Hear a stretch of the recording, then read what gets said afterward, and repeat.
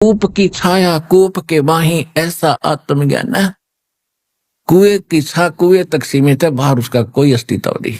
ऐसा तुम्हारा ये आत्मज्ञान था। तू जीव है, भक्ति कर ले, मनुष्य जीवन इसीलिए मिला है, मोक्ष इसी से हो सकता है। इसमें भक्ति नहीं की तो पार नहीं होगा। किसकी भक्ति करनी है, वो मंत्र क्या है, कौन है वो भगवान जिसकी भक्ति करे, तो ये है वो परमात्म ज्ञान। कौन तुम्हारा सच्चा साई, झूठी है ये सकल सगाई।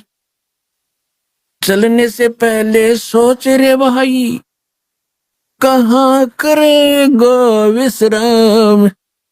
मन ने की कर ले 2 दिन का मेहमान, मन ने की कर ले 2 दिन का मेहमान। हर हट माल पनघट जो भरीता, आवत जात भरे और रीता। कहते हैं तो ऐसा जीवन जी रहा है जैसे यहाँ पुण्य पाप किए, उन पुण्य पापों का संग्रह तेरे साथ हो गया। पुण्य बने, दूसरी बात है ना बने तो पापों का ढेर हो गया। तो ऊपर जाकर जब आप जाओगे धर्मराय के दरबार में, यहाँ का जो न्यायाधीश है, वहां आपके दोनों अकाउंटों का, दोनों ही जो आपके पुण्य और पाप के अकाउंट होंगे, पुण्यों के आधार से स्वर्ग जाएगा, पाप के आधार से नरक जाएगा, फिर वापस यहीं आएगा। यहां से लद के गया, भर के गया, जैसे कुएं से बाल्टी पानी की निकालते हैं, ऊपर डाल दी, फिर खाली गई, फिर भर लाई, फिर खाली गई। ऐसे एक हर हट होता था रहट, कुएं के अंदर एक बाल्टी डाली जाती थी 50-60, एक चैन के ऊपर लपेट कर उनको बैलों से चला जाता, उसको अरहट बोलते हैं। वो नीचे से भर के आती थी, ऊपर खाली होकर फिर खाली जाती थी, फिर भराती थी, फिर खाली जाती थी, यानी वो ऐसे चलते चलते उसी में घिसका टूट जाती थी। तो इसी प्रकार परमात्मा बता रहे हैं कि हर हट माल और पन घट जो भरीता, आवत जात भरे और रीता। पुन पाप ऊपर खत्म किए, फिर आ गया, गधे कुत्ता बन के फिर मर गया, फिर चला गया, कि ये तुम्हारी व्यवस्था है। फिर कहते हैं हर हट माल पन घट जो भरीता, आवत जात भरे और रीता। जुगन जुगन तू मरता जीता, अब करवा ले रे कल्याण। मन ने की कर ले 2 दिन का मेहमान। परमात्मा फिर बताते हैं 1,84,00,000 की तू सह तरासा, इतना दुख उठा रहा है, 84 लाख जीवनों में, योनियों में, प्राणियों में दुख उठा रहा है। अपने आत्माओं हम मनुष्य बन गए, और मनुष्य बने हैं तो हमारा संस्कार भी ऐसा है कि मनुष्य वाला सब आहार मिलेगा, सब सुविधाएं भगवान देगा, इतनी अकल भी देता है। अब हम ये मान बैठे हैं ये कुत्ते तक कुत्ते बनेंगे और गधे गधे ही बनते होंगे, हम तो चले बाबूजी बन के, हमने कोई लेना देना नहीं। लेकिन जब आपको ये ज्ञान होगा, भगवान की आंखें खुलेंगी, जो आपकी ज्ञान वाली बंद थी, आपको न्यारे दिखाई देंगे। परमात्मा क्या कहते हैं, अब तो किसी साहब बहादुर को आप कहोगे जी भक्ति करनी चाहिए, राम नाम लेना चाहिए, अरे छोड़ भाई, फिर बात, अभी तो हमें टाइम नहीं है, फिर देखेंगे। फिर कब देखेंगे, जब गधा बन जाएंगे, जब देखेंगे। फिर तो कुमार देखेगा, हम क्या देखेंगे। तो परमात्मा क्या कहते हैं, राम नाम से खज मरे और कुष्टी हो गल जावे, सूअर होकर जन्म लेवे, फिर नाक डूबता खावे।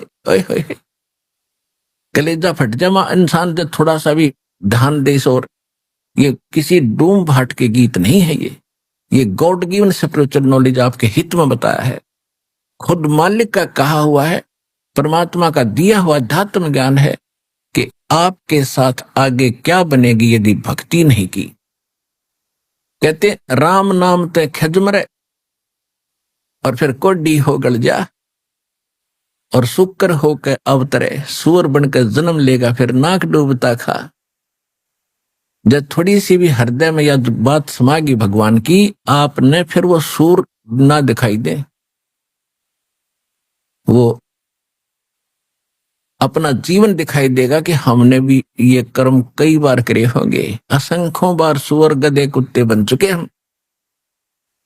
कहते सुखदेव ने 84 भुगती बना पजावे खरगो, तेरी क्या बुनियाद परानी, तू पेंडा पंथ पकड़ो। हमारे अंदर इतना ज्ञान का जामा बैठ गया, इतने हम कति कट्टर हो गए, परमात्मा ने ऐसी चोट मार रखी शब्द की, ये मुश्किल से फूटता हमारे अंदर जो बकवाद भरी हुई है, मुश्किल से सेट होती है ये हमारा मन पापी के सचमुच ये तो जुल्म होएगा जब भक्ति नहीं करी। और भक्ति फिर करने की चाहता है तो नरे ठग बैठा रखे, कदम कदम पर नरे नकली संत, वहां खाओ धक्के, अपना जीवन नाश करो और मर जाओ। काल यही चाहता है। और दयालु ये चाहता है कि मेरे बच्चे मुझे पहचान ले, एक बार मुझे पहचान ले, फिर मेरे से जुड़ जाए, फिर मैं इन्हें पार कर दूं और मैं ऐसा सुख दूंगा जो परमात्मा ने वर्णित कर ही रखा है। शंखों लहर मेहर की उपजे, कहर नहीं जा कोई, दास गरीब अचल अविनाशी, सुख का सागर सोई। सतलोक सुख का सागर। समुद्र के अंदर जब जहाज में बैठ के 200 किलोमीटर चले जाते हैं तो सागर समुद्र के अतिरिक्त कोई वस्तु दूसरी नजर नहीं आती, सागर ही समुद्र ही समुद्र, जल ही जल, जल ही जल। तो वो स्थान सुख का सागर है, सतलोक, जहां पर सुख के अतिरिक्त दूसरी वस्तु है ही नहीं। शंखों लहर मेहर की उपजे, कहर नहीं जा कोई, दास गरीब अचल अविनाशी, सुख का सागर सोई। या तो किसी ने देख ले, कोई टेंशन फ्री नहीं, चाहे प्रधानमंत्री हो चाहे राष्ट्रपति हो, पूरी पृथ्वी का हो, एक पल चैन नहीं उसको, सामने से वो किसना अफलातून पा क्या दिखता हो, एक पल की चैन नहीं, टेंशन ग्रस्त इंसान है। और ये बिजली अभी 50 साल से इधर उधर गिरी हमारे ऊपर। पहले से कितना ही दुखी था इंसान, टेंशन नहीं लेता था, भगवान पर विश्वास करता था और शांत स्वभाव के लोग हुआ करते थे, मीत व्ययी थे, वो बहुत कम खर्च करते थे। तो ये बकवाद हमें दुखी कर रही है, कोठी बना लूं, कर्जा हो गया, कर्जे वाले पीछे पीछे आप आगे आगे, सारी रात टेंशन। छोटा मकान बना ले, को थोड़ा ना बनता है तो अपनी को झोपड़ी डाल ले के बिजली गिर गई, हमें टाइम पास कर करो भक्ति, फिर कुछ दिनों में देखना भगवान कैसे रंग लाएगा। समय अनुसार जो आपको आवश्यकता होगी सारी पूरी कर देगा आपकी। समय दो उसको, मालिक को टाइम दो, उसके ऊपर विश्वास करो, दृढ़ हो थोड़े दिन। अभी तो हम डगमग से हैं, ठीक हो गया ठीक है ना, फिर और देखेंगे कहीं, तो ऐसे मन में रखोगे भगवान नहीं सुनेगा जल्दी से आपकी। ठीक है, जो भक्ति कर रहे हैं उसका लाभ आपको अवश्य मिलता रहेगा, लेकिन परमात्मा का विशेष राहत लेनी है तो इस पर अटल विश्वास करना आपने पड़ेगा। अब क्या बताते हैं कि सुखदेव ने 84 भुगती बना पजावे खरवो, तेरी क्या बुनियाद पुरानी, तो पेंडा पंथ पकड़े हो। सुखदेव जैसे ऋषि अपनी आत्म कथा बताते हैं कि एक बार मैं गधे की योनि भोग रहा था और पजावे के ऊपर पहले ऊंचे ऊंचे पजावे हो जाते थे, अब तो बहुत कम है ऐसी व्यवस्था।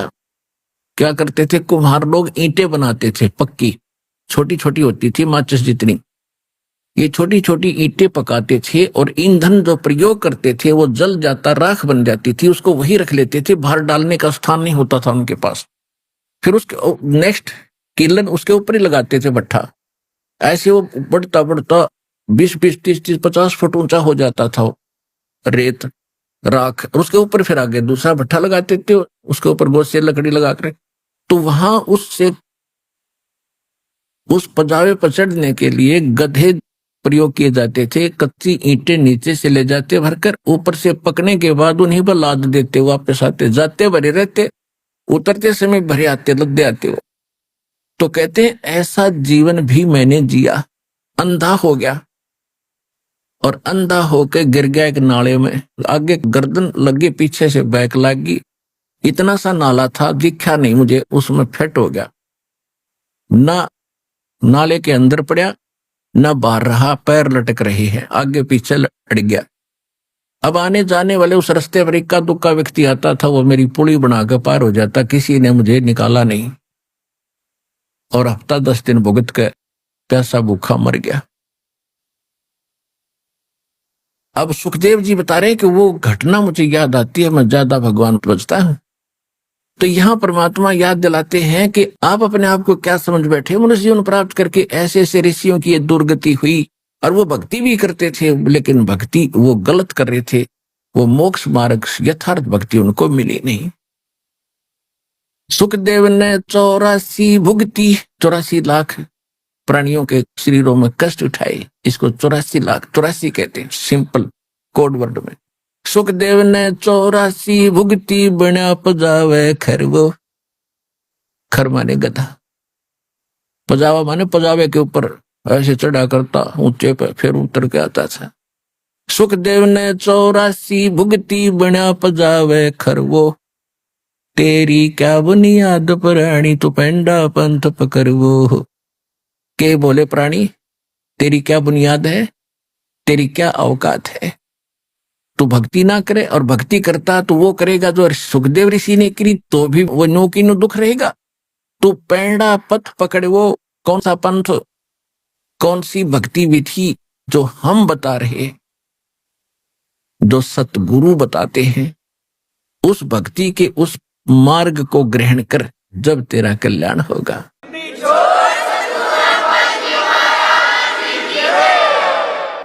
हरट मालपन घट जो बरीता, आवत जात बरे और रीता, जुगन जुगन तू मरता जीता, करवा ले रे कल्याण, मन ने की कर ले 2 दिन का मेहमान, मन ने की कर ले 2 दिन का मेहमान।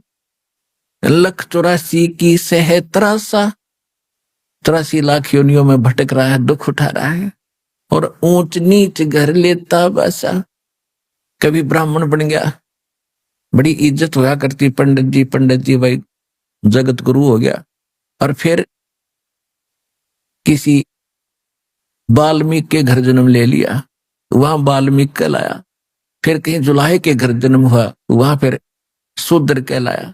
तो परमात्मा कहते ये भूल आपके लगी हुई है, ये जीव किसी भी जाति में जन्म ले सकता है, किसी भी जीव के शरीर में भी वो जन्म ले सकता है, और ये किसी भी देश स्थान पर इसका जन्म हो सकता है, क्योंकि पूरी पृथ्वी पर इसके संस्कार है। उदाहरण के तौर पर जैसे यहां लगभग 200 वर्ष तक इंग्लैंड के रहने वाले व्यक्ति यहां राज्य कर गए 200 वर्ष, और वो महामूर्ख यहां से धन उठा कर, सोना चांदी लाल हीरे जो भी मिला सारा ले जाकर वहां धर दिया इंग्लैंड में, और वो उसका सारा जीवन बीतता है इंडिया में। यहाँ संस्कार बन गए, उसके मृत्यु के बाद वो आ गया भारत में, जन्म ले लिया, गधा बन गया या इंडिया का कुमार तो उसके बकलता रहा, और धन धराया तो इंग्लैंड में, तो क्या काम है उस मूर्ख के। तो ये बुद्धि जब हमारी इस ज्ञान से सेट होएगी, तब पूरी पृथ्वी आपको अपनी नजर आएगी, और उसके बाद ये अपनी है ही नहीं, क्योंकि ये लोक हमारा है नहीं। इस ज्ञान से फिर आपकी ये दृष्टि होगी, तो इससे ये हमारा जो व्यर्थ के जो झगड़े हो रहे हैं, सीमाएं बनाकर बैठ गए, कोई बकवास कर रहा है, कोई देश किसी के साथ गरीब को सता रहा है, कोई ऐसे कर रहा है, जब ये ज्ञान होगा जो पता चलेगा आज हम कहीं जन्मे हैं, दूसरे जन्म में हम उसी सेना में होंगे। आज हम मान ले भारत की सेना में हैं और दूसरे को, सामने वाले को मार रहे हैं, और कल जन्म होगा हमारा दूसरे देश में, और फिर वो हमारा देश हिंदुस्तान दुश्मन। तो ये इस तरह के जो अच्छे विचार हैं, ये पूरे विश्व के खत्म होंगे, तभी ये राहड़ मिटेगी, और ये होंगे इस ज्ञान से, क्योंकि ये लोग अपना नहीं है, और यहाँ अस्थायी हमारा ठिकाना है। इस मनुष्य जीवन का केवल एक ही लाभ है, इसको पूरा कर लो, और फिर वहां चलेंगे जो किस चीज का भाव नहीं, कोई सीमा नहीं, एक जैसा व्यवहार, एक जैसा खाना, वहां कोई राग द्वेष नहीं, वहां मृत्यु नहीं, बुढ़ापा नहीं, सबसे बड़ा दुख है इस जीवन का वृद्धावस्था। और यो किसको दुखी करेगा? जो भक्ति नहीं करते। भक्ति करेंगे उनको यहां भी परमात्मा वृद्धावस्था में भी घना सहारा देगा। दुख तो वो पाते हैं जो भक्ति नहीं करते। तो जब तक हम युवा हैं तो तब तक हम यही सोचते हैं कि हम बस ऐसे ही चला करेंगे चटक मटक करके सदा ही, और हमें कोई आपत्ति आनी नहीं। और हम क्या देखते हैं कि हमारे साथ से जैसे कोई वृद्ध धीरे धीरे लाठी टेक कर धीरे धीरे चल रहा, हम हटते जाते हैं उसके पास से निकलकर। हम सोचते भी नहीं कभी हम भी ऐसा होंगे। होना तो है, डेफिनेट है, लेकिन जब हम हो लेते हैं, जब मानते हैं हाँ या तो बिजली गिर गई। और बुद्धिमान व्यक्ति वो होते हैं जो बिजली गिरने से पहले समाधान कर ले। देखो वृद्धावस्था तो सब में आवेगी, लेकिन जो भक्ति करते हैं परमात्मा से डर के रहते हैं, क्योंकि कर्माधार से दुख है, जवानी में हो जा चाहे बुढ़ापे में हो जा, वो तो होगा। और यदि हम पहले से ही डर कर रहेंगे, भगवान की भक्ति करेंगे, तो वृद्धावस्था हमारी बहुत अच्छी निम जाएगी। क्योंकि परमात्मा की बनाई हार्ड है, परमात्मा की बनाई नस नाड़ियां हैं, उसकी भक्ति में इतनी शक्ति है कि वृद्धावस्था भी आपकी बहुत अच्छी तरह निभाएगी। और भगवान की भक्ति करते रहोगे तो जो संस्कारवश बुढ़ापे का जो कहर होना था वो नहीं होगा।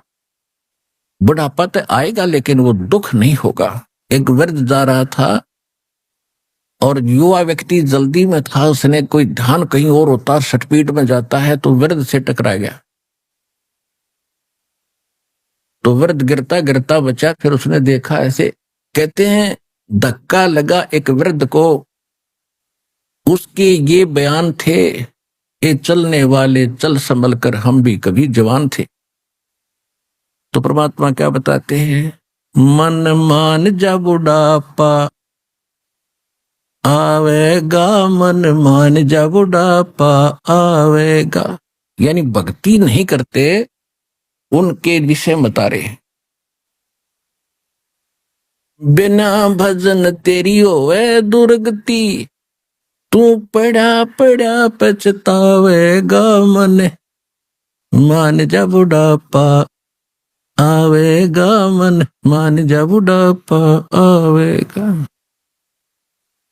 भाई बचपन गया नौजवानी भी जाएगी, फिर घना अंधेरा छावेगा। बचपन गया जवानी भी जाएगी, घना अंधेरा छावेगा। वृद्ध अवस्था तेरी गर्दन हाले, तेरा सिर भी चक्कर खावेगा, मन मान जा बुढ़ापा आवेगा, मन मान जा बुढ़ापा आवेगा, मन मन मान जा बुढ़ापा आवेगा, मन मान जा बुढ़ापा आवेगा। बिना भजन तेरी ओए दुर्गति, पड़ा पड़ा पछतावेगा, मन मान जा बुढ़ापा आवेगा, मन। भाई आंखों से तुझे देव न दिखाई, तू खूब देखना चाहेगा। नौकरी बुढ़ा जब करनी आंख लागे है, अगर दोस्ता जब ना दिखे आंखों में नो करना पड़ता है। भाई आंखों से तुझे देव न दिखाई, तू खूब देखना चाहेगा। आंखों आगे जाला फिर जा, तो हाथों नजर बनावेगा, मन मान जा बुढ़ापा आवेगा, मन मान जा बुढ़ापा आवेगा।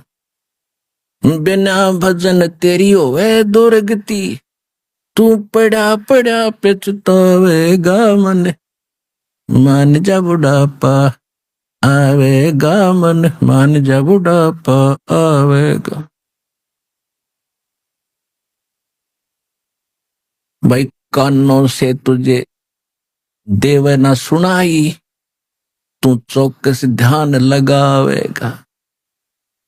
जैसे कोई कम सुनता हो किसी को और दूर से कोई बोल रहा हो तो ये वो यूं करता एक का बोलिए कान का हाथ लाग रहा गिर है, जैसे लाउड स्पीकर लग गया तो उसको शंका है कुछ क्यों करे सुन जा किसी तरह। भाई कानों ते तन देवे ना सुनाई, तो चौकस ध्यान लगावेगा। कान आंख ते काम न चले, फिर मुंह भी गेल्या बावेगा मन। मान जा बुढ़ापा आवेगा मन, मान जा बुढ़ापा आवेगा। मेरे दोस्त था जो आ जाती है बुढ़ा, कोई बातें करता है तो कान तन और मुंह मुंह अपने आप खुल जाता है उसका, उसका बस की बात नहीं होती। कहीं ना कहीं से सुन जा मुझे किसी तरह जो क्या कह रहा है, इतना कंडम इंद्रियां हो जाती हैं। और बिना दांता के मुंह आया करते पहले बुढ़े के वो आड़ी सी वो भी गणा बुढ़ा दिखाता खुले पाछे। तो कहने का भाव ये है, जैसे श्रीमद् भगवत गीता अध्याय नंबर 7 के श्लोक 29 में गीता ज्ञानदाता कहता है कि जिन्होंने मेरे इस ज्ञान का आश्रय कर लिया कि तत्वदर्शी संत की खोज करके उस परमात्मा की खोज करो और उस परमेश्वर की शरण में जाओ, जिसके 18वें अध्याय के 62वें श्लोक में 15वें अध्याय के 4थे श्लोक में कहा है कि सर्वभाव से उस परमेश्वर की शरण में जाओ, उसकी कृपा से तू परम शांति को सनातन परम धाम को प्राप्त होगा। और तत्वदर्शी संत की प्राप्ति के उपरांत परमेश्वर के उस परम पद की खोज करनी चाहिए, जहां जाने के बाद फिर कभी मृत्यु नहीं होती। तो 7वें अध्याय के 29वें श्लोक में कहा है कि जिनको तत्वदर्शी संत मिल गया वो केवल जरा और मरण से छूटने के लिए ही प्रयत्न करते हैं, इस संसार की किसी वस्तु की इच्छा नहीं रखते। जरा मीन वृद्ध अवस्था के कहर से बचने के लिए, और मरण माने मृत्यु, ये दोनों भयंकर दुख है हमारे ऊपर, और ये दोनों कंपलसरी यहां पर। सबसे बड़ा दुख वृद्ध अवस्था, और उसके बाद मृत्यु। सारी उम्र कोठी बनाई, मकान बनाए, बच्चे पैदा हुए, इनमें प्यार मोह होया, कल टिकट कटगी, बता खाक जीवन है ये। तो क्या हुआ, ये सबसे बड़ा कहर मृत्यु का। और उससे बाहरी वृद्ध अवस्था, जब आदमी वृद्ध हो जाता है, चारों तरफ से उसको रोग घेर लेता है, तो आप पे हाथ जोड़े है भगवान, ठाले है भगवान मेरी मृत्यु हो जा। तो हम मृत्यु चाहते नहीं, और बुढ़ापा ऐसा बुरा कि मृत्यु भी चुआ दे, हमारे याद करवा दे, खाया हो जा। तो सबसे बड़ा कहर वो वृद्धावस्था बताया है, वो होगा कर्मानुसार। वृद्ध तो सब होंगे, भगवान भी हुए थे वृद्ध, 120 वर्ष की लीला की उन्होंने।